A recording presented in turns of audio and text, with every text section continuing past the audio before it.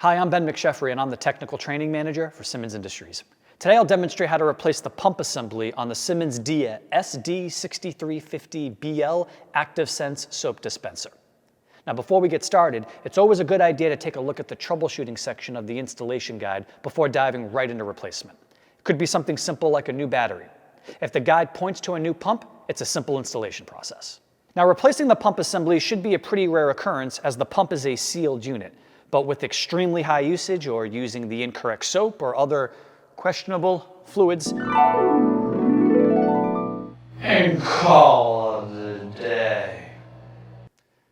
Fortunately, it's an easy replacement and all you'll need is our Phillips head screwdriver and some rags or a paper towel.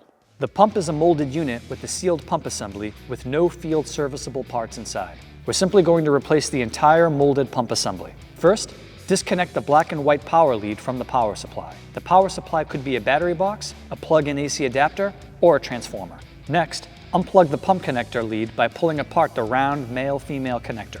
This connector has a tight waterproof seal, so it takes a little force to separate the connections. Now, we'll disconnect the black soap supply line from the top of the pump assembly. This tube attaches with a simple push connector. To remove it, just push the blue collar down and then pull the soap supply line out.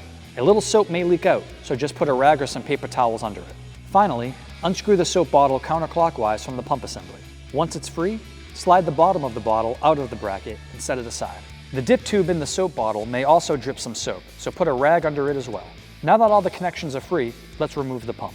The pump and soap bottle assembly is attached to the wall or cabinet with two screws located behind the soap bottle. Remove these two Phillips head screws to remove the entire unit. Then, remove the two Phillips head screws that attach the pump assembly to the collar of the soap bottle bracket. We'll discard the old pump, keep the bottle bracket, and mount the new pump assembly to it using the same Phillips head screws. At this point, we'll just reassemble the unit in reverse order. Use the same two screws to mount the new pump assembly to the soap bottle bracket. Then, fasten it with the same two Phillips head screws that you removed earlier. Insert the soap dip tube back into the soap bottle, slide it back into the bracket, and screw it clockwise until it seats. Reconnect that black soap supply tube from the spout by simply pushing it into the blue collar. After it's in, just pull up on it very slightly to make sure it made a good connection.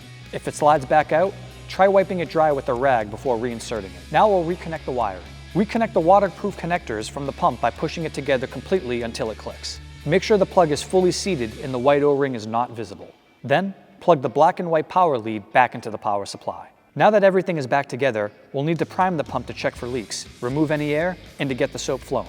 On the back of the pump, there's a gray rubber refill button. Press and hold this button until soap starts flowing. If you have any questions related to the maintenance of this or any Symmons product, do not hesitate to call our technical support team at 1-800-SYMMONS. On behalf of the entire team at Symmons, thanks and have a great day.